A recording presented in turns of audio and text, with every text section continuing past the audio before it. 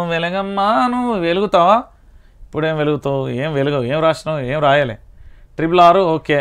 ఏంది రవాణా? ఏంది అక్రమ రవాణాకు ఇక చెక్కు. ఇసుక వాహనాలను జీపీఎస్ గ్రానైట్ మట్టి కంకర వెహికల్ కూడా పోర్టళ్లలో రిజిస్టర్కు 3 నెలల గడువు, 2 ఏళ్ల తర్వాత రెన్యువల్ అంటూ కూడా చెప్పాను. జీపీఎస్ ఏం జీపీఎస్ పెడతారు? అక్రమ రవాణాకి ఇక చెక్కు పెడతారట. ఇసుక వాహనాలకు జీపీఎస్ అట. దొంగలు ఏం పంచుకునేది వాళ్ళే, దోసుకునేది మళ్ళీ వీళ్ళే ముచ్చట చెప్తున్నారు. సంసారి సందులో పోతే ఏదో అంటారు, అట్లున్నది మీ కథ. దొంగలు మీరు ఇసుక బకాసురులు. ఇసుకను దోసుకునే మీరు అన్నం తినరు. నాకు తెలిసి బహుశా మీరు వీళ్ళు ఇసుకనే తినేటట్టున్నారు. తెలంగాణలో ఇక వీళ్ళట జీపీఎస్ అన్ని దొంగ ముచ్చట్లు డైవర్ట్ కావడానికి అంతే.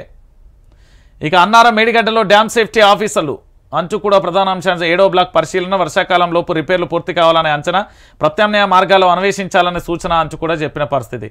రిపేర్లు చేయండి, చేస్తే మంచిది, కానీ రిపేర్లు చేయకుండా ఏదో చేస్తా అంటే ఇక మనం ఏం చేయలేం. రైట్. ఇక దాంతో పాటుగా ఇంకొక పేపర్ ఉంటుంది ఇలా, దరిద్రమ్మ ఏం రాసింది?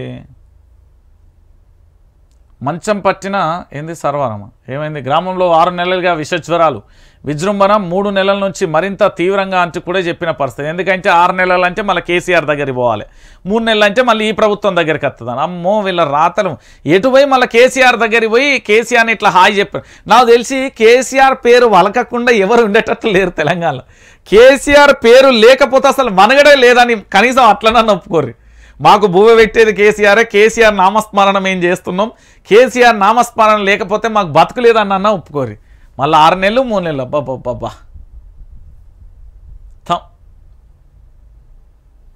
కొడంగల్ పోతుండంటే ఇక యాళ్ళు వేసుకున్నారు. కొడంగల్కు 3,000 4,000 కోట్లు తీసుకొని పోయి మళ్ళీ కొడంగల్కు పోతున్నా అని చెప్తున్నావా?